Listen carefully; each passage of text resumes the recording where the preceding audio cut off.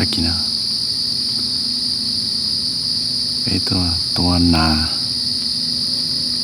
trâu tha chân đó nó thời rau tua nà nhau trâu Pennsylvania giờ em mình chỉ sẽ bốn G thời rau tua giàu hạt giống đó là sẽ đạt chỉ anh chị bé mà lấy sai một sai nào bỏ tại tôi nó gì thế sai và gì bỏ gì nữa bỏ ta thôi trong một bát chồng nhà một cô nhau bên nào cũng nhau sẽ trên này chui xua gì đi trời lá cửa hàng tôi sát thì nào nhỏ con nó rằng cũng bỏ đất gì kia đu luôn rồi tôi phải nói muốn rò thế bỏ chi tránh bỏ sẽ bây giờ nà thế bỏ nhà con rò bên nó thế rồi tôi từ nà bí tổ nó cho nó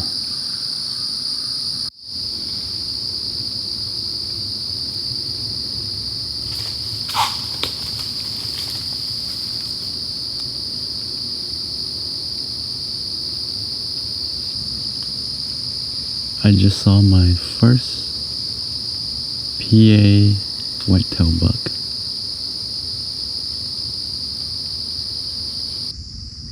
Rõ to. Awesome nữa. Chỉ tao bỏ nà lấy thế à. Cái to bé bỏ. Chế mình gì sẽ bỏ to họ cũng vậy. Chỉ bỏ nà lên chơi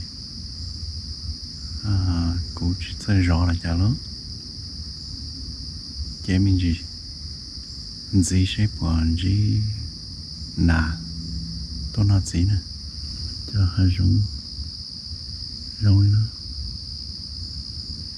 cũng bỏ nên mà lư thế tại kia nào ý tôi giờ phơi dây chỉ dây là cái tay đi cậu trí do số à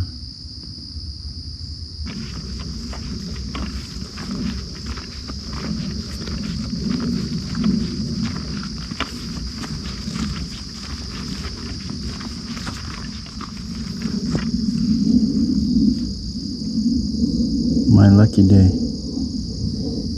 Found a quarter at that parking lot.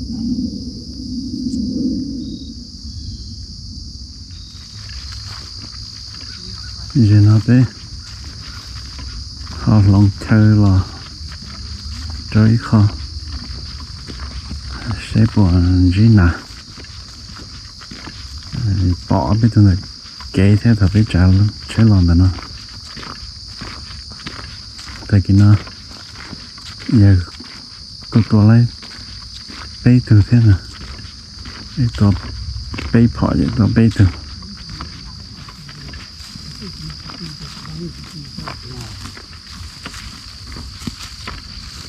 ตัวเป้ต่อเป้มันติดขอต่อเจ้าที่เคยย่า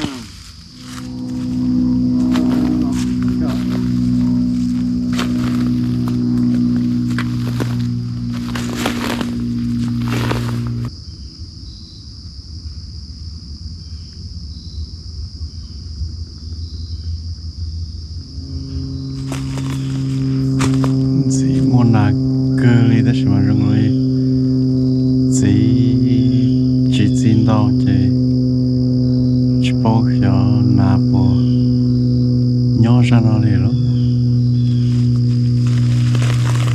mà gì mình chỉ sẽ bỏ xả cầu gì cơ lý thế chỉ to đồ là nhỏ trò ดูสเตทนู่นนะ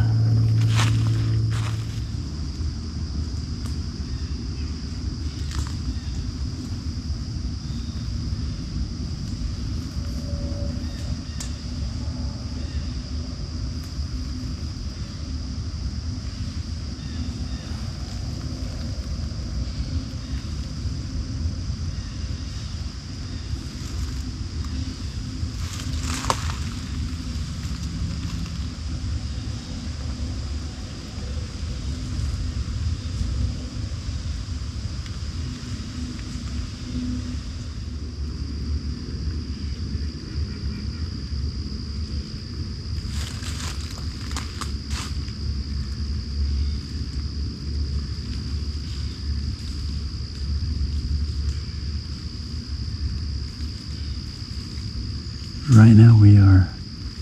timber sneaking for a squirrel.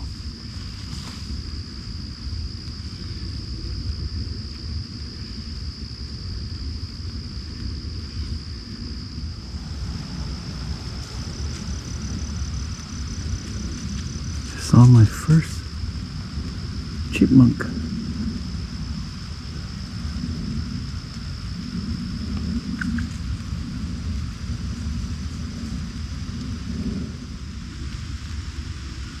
This is a good squirrel country, but I have not seen any yet.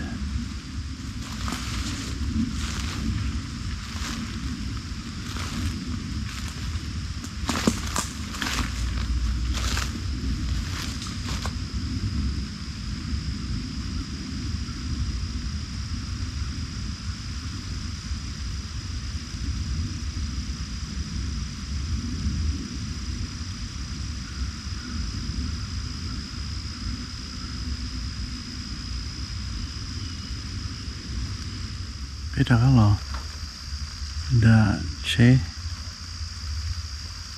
chỉ cho một gì bây giờ chỉ bỏ ná thế chiều lì rau mà lấy đã tốt đua chế bếp bông mùi khóเลย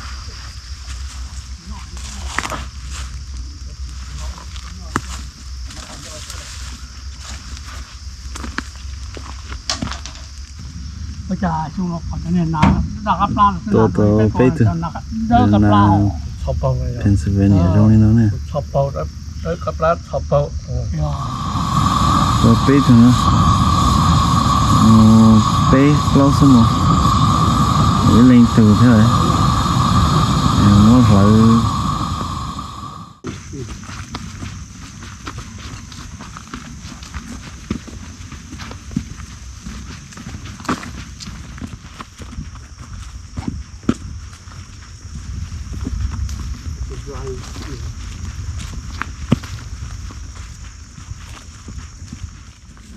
might be, yeah.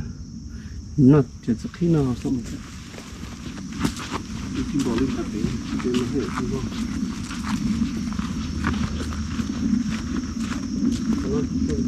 Last year was a lot.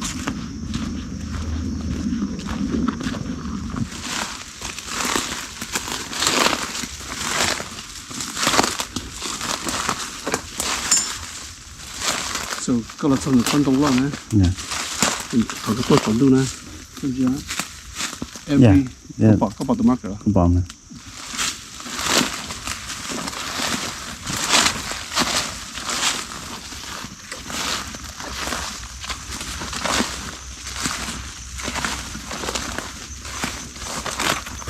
This might be the last one because you should be able to see the tree with the very, very bright light.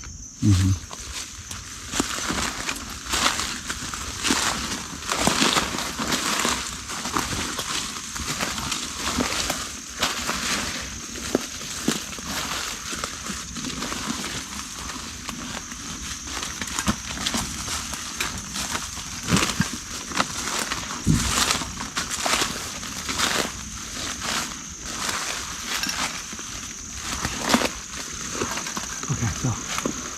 click on the window, you can shoot it from there.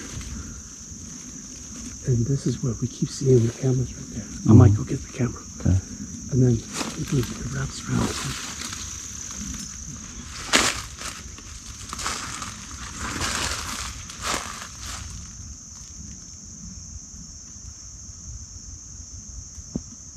nếu là bé tua scout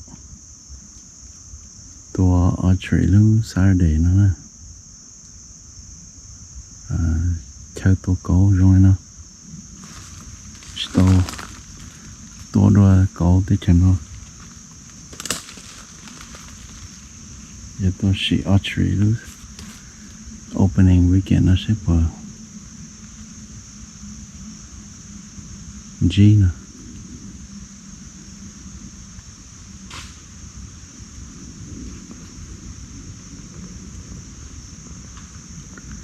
tây chơi nó chỉ only bé tây chơi nhau Washington chơi lò tua chỉ trâu theo mua mình nhận đông đi nó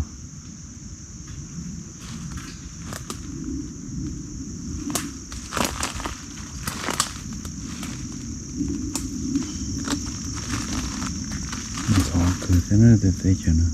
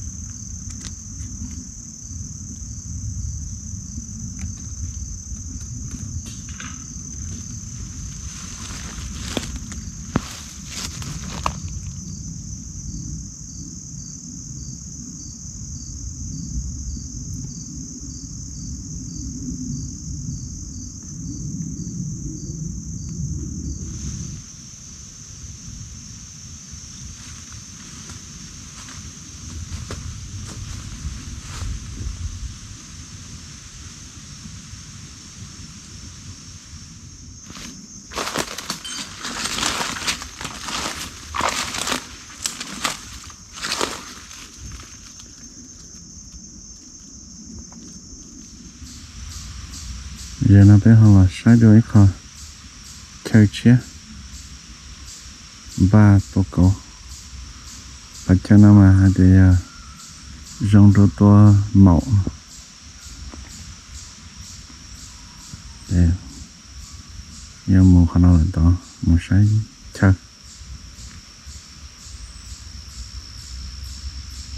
trên đông nó mà đi rong cơ đi theo đông khí tên nó đo chứ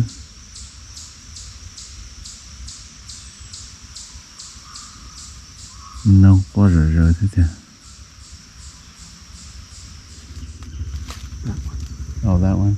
I prefer that one because I think you have a better shot. Let's go look at it.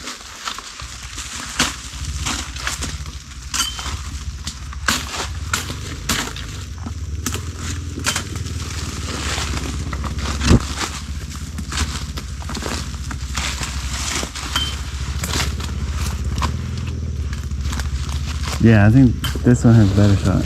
Yeah, so you have a little bit better shot. Yeah. Don't go so high where you can't shoot them. Mm-hmm. So and when you're climbing, if you have to, if you decide to climb, it doesn't because Andrew shot one right there, he shot one right here, shot one right here, all three of them, right here. The love it, nothing love it, no longer. But this is a very good spot. We see a lot of deer here. Okay. But Dad, you can see him climb, he can see you climb. Đấy thì nhất toàn là có ông bấm nữa không ạ? Yeah, that's it. It's perfect for climbing. Very easy to access. Yeah, không có sức mà giống như vậy. Yeah. But yeah, we shoot so many deer here because không có big. Bố cổ trống này chỉ wood đà là there's not a lot of wood. But là push over cổ trống là push tặng. Mình can't show a lot of passion a lot. Cái cổ trống đúng là it's like clockwork for them. Okay.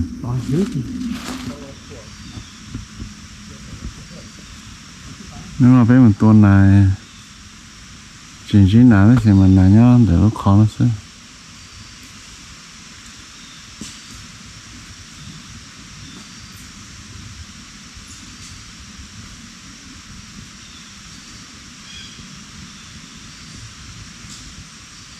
Tại chỉ tuần này mình chỉ này hơi nhớ đỡ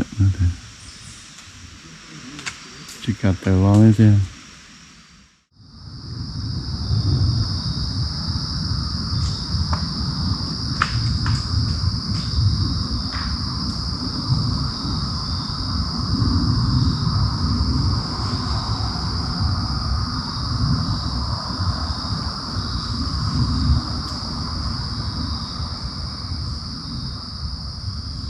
tự khi nó đỡ tôi nè đùa sẽ buồn gì nữa tôi đâu thay chọn được nó tôi không một lời chống cơ thế chén chỉ sẽ là bỏ tờ nó gì chỉ tao tôi đùa giờ chỉ bảo để sẽ bỏ mua mình trả có ý bảo kế ra sẽ dùng ra. I just shot my first squirrel. Not sure if I hit it.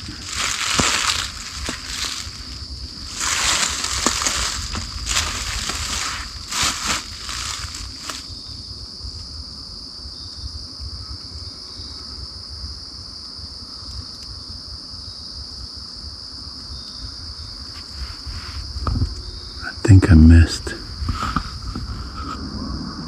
Nhiều khó tối từng là có phải xả san cho lời tua sẵn đông thế nào tất nhiên mà nhớ hồ á sao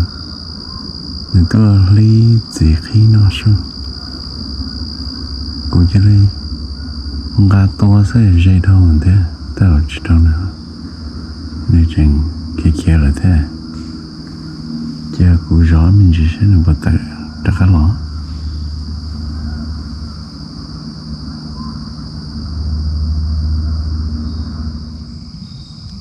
That squirrel is trying to outsmart me.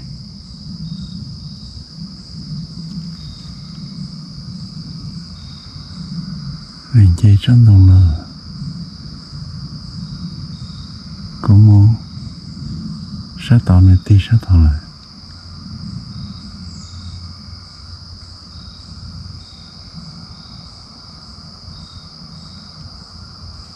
Chứ cũng rõ gì sẽ được một tay đồ nhiều có bỏi nên là nó thia trời giá chả nó dễ nên đông nữa nhưng mua đâu có sổ chẳng tốt sổ nà lô cũ xưa đâu có cho nà nó ăn dây cơ thế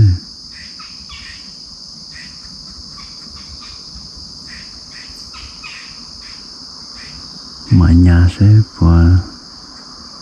còn nữa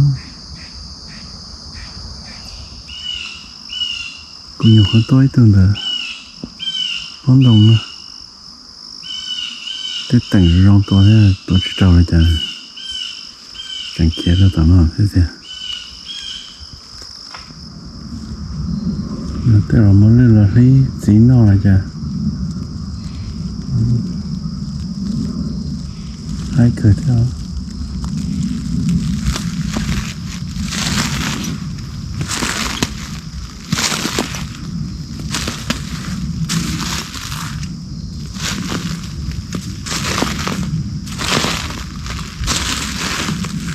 khi bóng balloon là thế một cực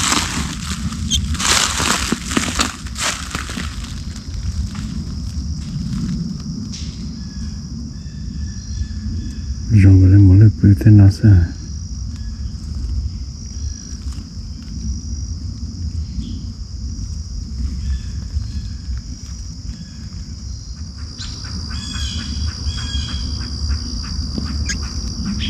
phòng bán này một lần nữa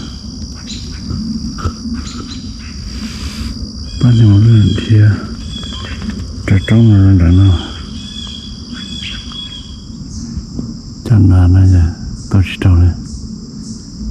cô chỉ kêu nữa tôi phò rồi chả tôi blog phò chỉ tới từ nào đây à nhà có tới từ này nó chỉ trâu thế chưa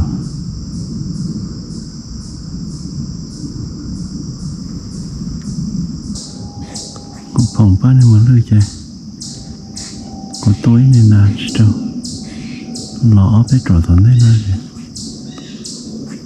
than nào có bỏ là ở bên từ kén trên đông rồi rõ sẽ đi chả là có quan nữa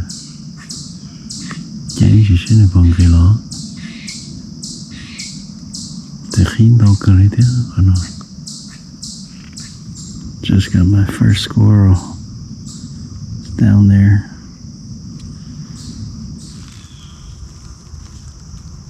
Got my first squirrel. Headshot.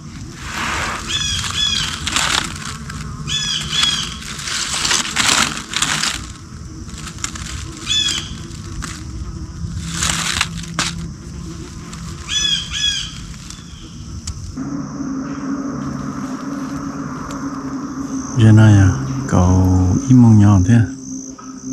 giỏi ta kỹ năng cũng bỏ thế, ta chỉ mà chỉ tao canh chế tôi chỉ cho tôi ít tu sẽ thay tu na tôi cho thật chẳng là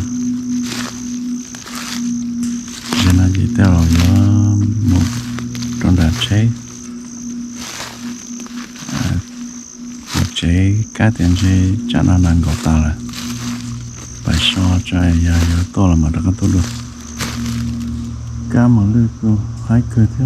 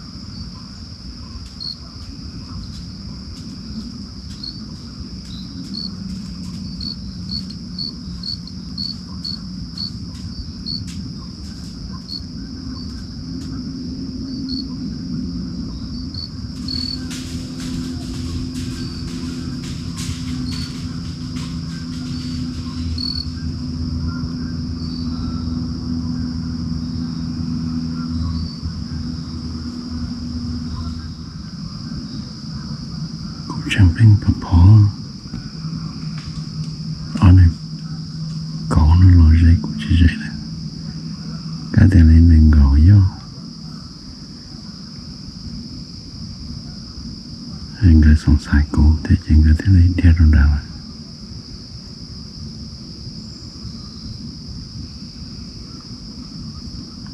tại vì nó đã khá tôi rõ tôi nào đó cô nằm ở cái tổ bò ở bên từ thế nó sẽ tôi chỉ đâu tại vì nó đã khá tôi rõ rồi có cho nó sẽ nằm vào tay tôi nó gì ý mình gì có bỏ kỹ rồi sẽ nằm vào tôi cho nó nhớ thời gì mong ý tưởng nào tại tôi sâu rồi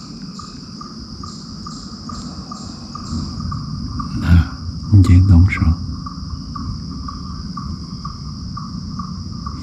sẽ phải rất tốt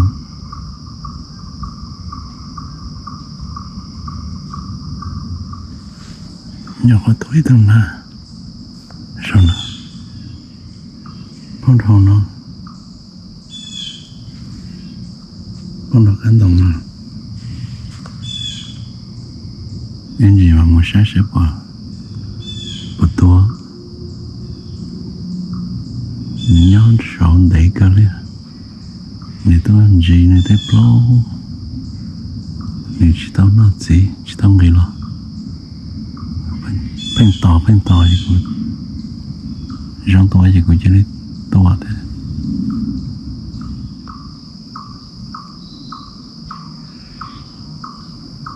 tao có con đấy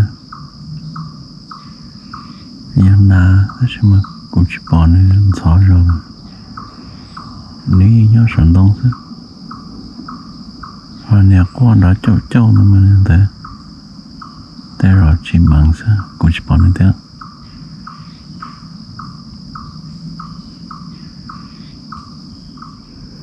tụi nào thì tụi số nhân đạo từng đông thế từng mình nhận đông mình mãi nữa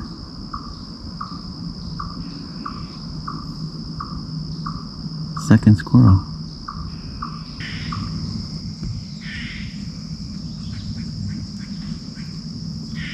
tụi nào nó có hai cái gì cũng chỉ bỏ nào có nó mà như thế dù trở cái sự gian đông nó mong đông đâu mà thấy chạy chỉ bỏ nữa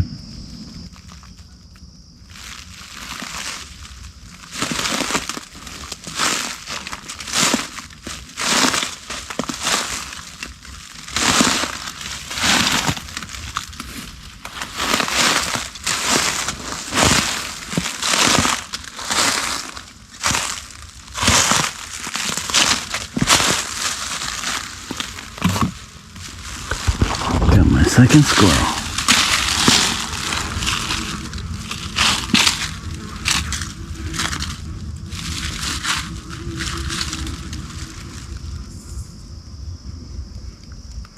It's my second squirrel.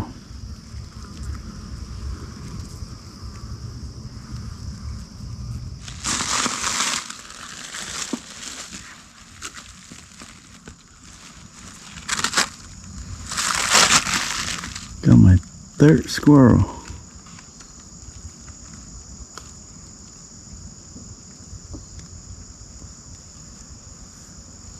Tôi lưu ta đi à, cho một tí nữa. Từ giờ này tôi làm một cái tôi ốc họ chỉ thôi. Cũng mà nhà đã có lò, họ cũng chân. Lò lý gì nào. Tôi tàu này nào.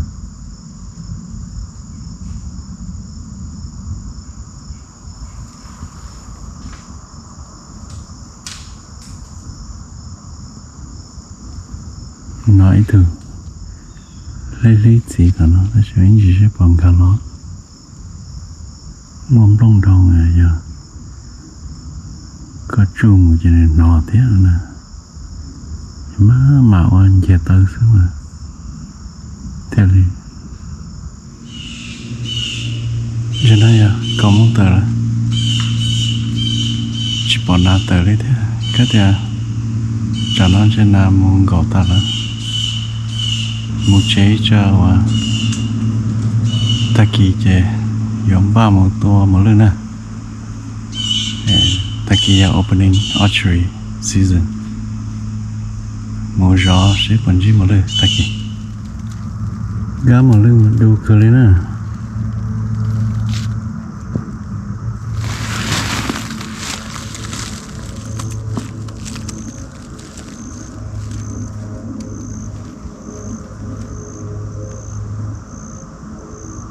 gì mà muốn được cơ thế không đúng bộ lên nào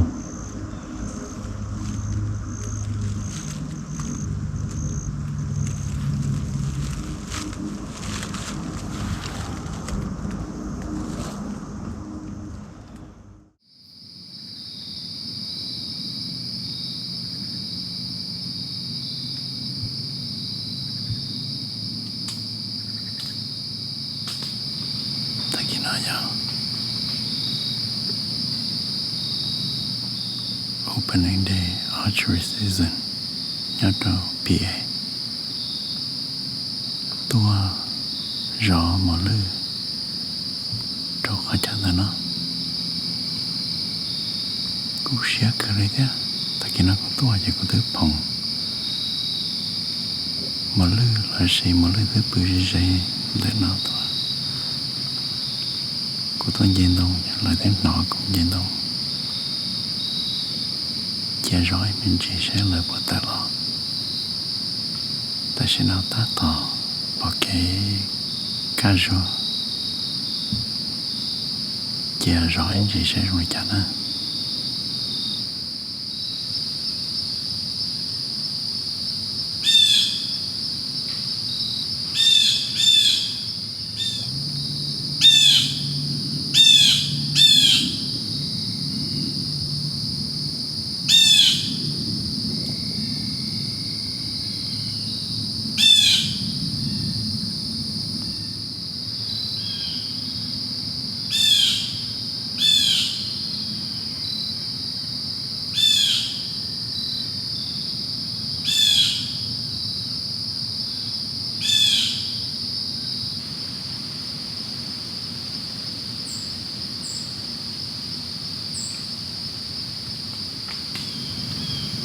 sẽ nói gì muốn ta tại khi nó chỉ bỏ một lưỡi lò lên chỉ bỏ thì lưỡi lò nên giỏi hậu cho tới rong trần tròn tới về chỉ bỏ ra ra tao bỏ cái cá ta chè chỉ bỏ ra chỉ cho trên nào vậy chè rồi mình chỉ sẽ lại bỏ lò nè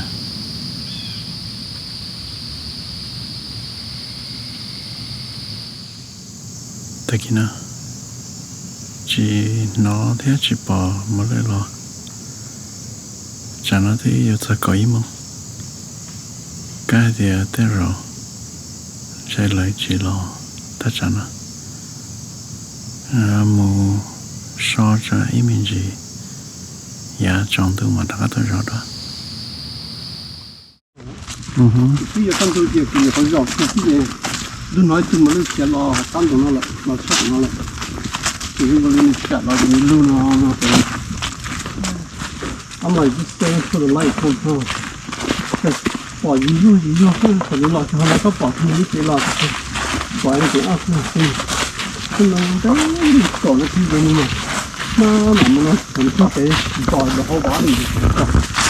còi cúเลยคือคืออันนี้เนี่ยแล้วมีคอร์ดตาเลยใช่ไหม and then I just want to see that I thought maybe I captured it on my camera but I didn't need it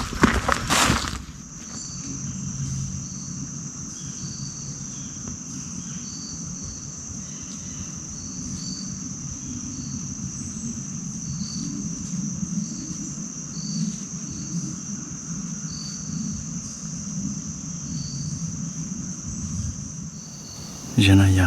chỉ mong về tất cả tôi rõ mở lưới rồi ta chẳng nữa mà nó biết tôi màu chia sẻ gì bỏ gì nữa cả tiểu lý cho mong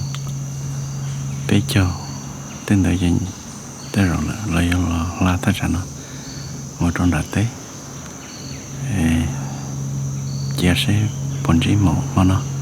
tại khi nó biết tôi phơi xứ chạy chỉ bỏ ra chỉ vậy mà nó họ tôi mẫu sẽ bỏ chỉ cho họ cho mẫu chẳng nhỏ để được đấy xứ tôi rõ sẽ cái xứ chế khen đã nhưng bỏ thế gì chỉ anh chỉ sẽ dùng chả cái chế là nó xứ đã tê nhưng đã uống nữa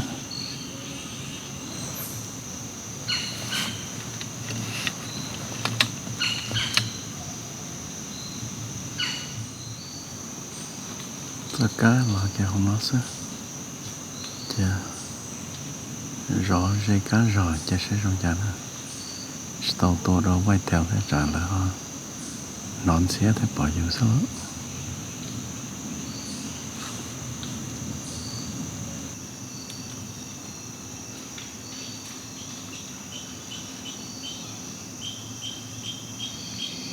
mà nó tới rõ màu mà lưới đó xem mà chỉ bỏ lại lo lấy thế nà mà hậu chỉ trấu cho nó họ chỉ khi mà bông pi bao trấu cho nó thế sẽ chỉ bỏ ra chỉ lấy thế giờ to sẽ chạy và cho mà lưới chạy thông là chả nó là giờ opening day tua mà lưới chạy nên trong lời chỉ lò là chả lỗ chia lưới rau cho mà lấy đặc tua rõ đó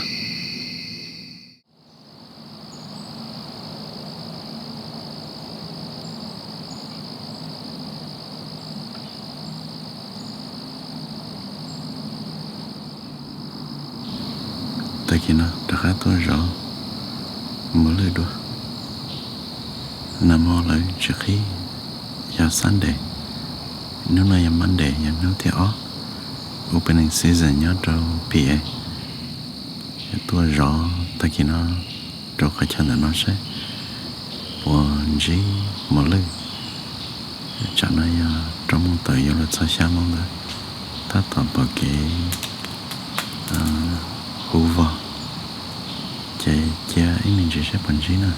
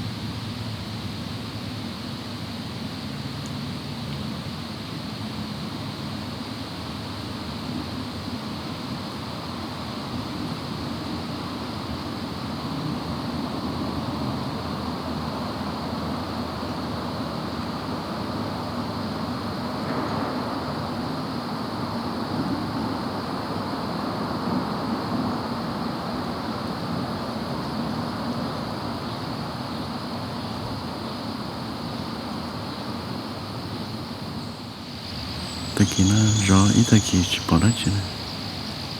giờ nó giờ gì mong biết cho bỏ na tia tu sĩ xứ thầu rõ một lư này chạy bỏ na thầu không một tô na này chạy bỏ một lư chúng ta chỉ lo này chứ in trả vô trong tôi mở đi chắc tôi rõ đúng tại khi nó chẳng chứ vô ta lên nó sẽ chỉ bỏ đất chứ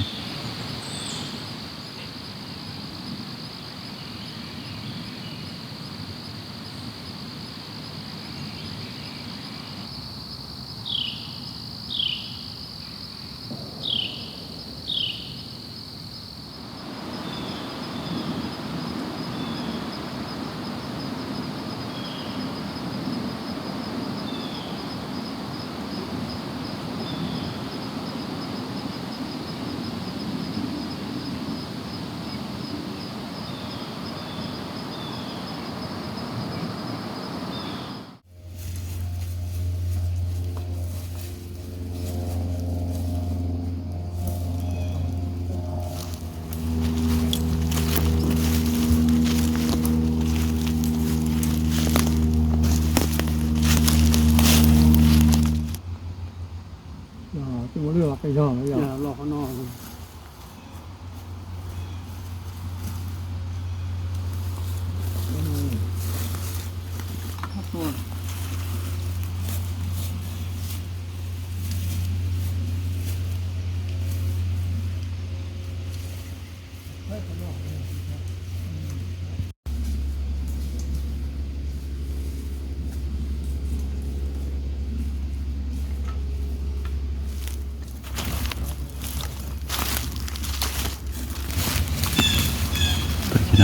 chỉ bỏ ra chỉ lấy thế cho nó chỉ bị một chế một số ấy mình gì mà lấy được các tôi rõ giá trong tôi đó giá trong tôi nó được các tôi rõ cổ đó ta su chỉ bị lò na lò vậy cho nó ta tỏ lò na thế cô lò chỉ lò thế đó chỉ mà chia sẻ và câu bật tờ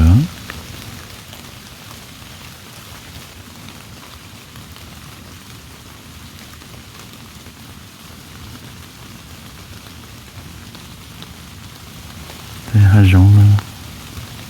từ khi xưa bóng people xưa này gì chia sẻ cái thế nào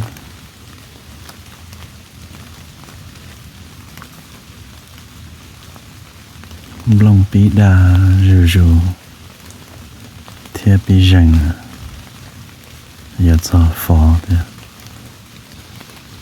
giờ trong lúc nó đã tôi rõ cậu đó tại khi nó chỉ bỏ đá chi đấy gì tự cớ tới mà chỉ bỏ lo giờ ta xuống nó giờ biết lo na vậy cứ tôi như chị cho nó đã lo mình gì nào lo chỉ lo thế đấy mà chỉ bảo để cho nên cậu nó bắt tới nè vậy mà nói mà số thái tất cả tôi rõ sẽ bỏ chỉ bỏ chơi tại kỳ tất cả một chơi đó lấy nè lấy rồi mà lấy tất cả tôi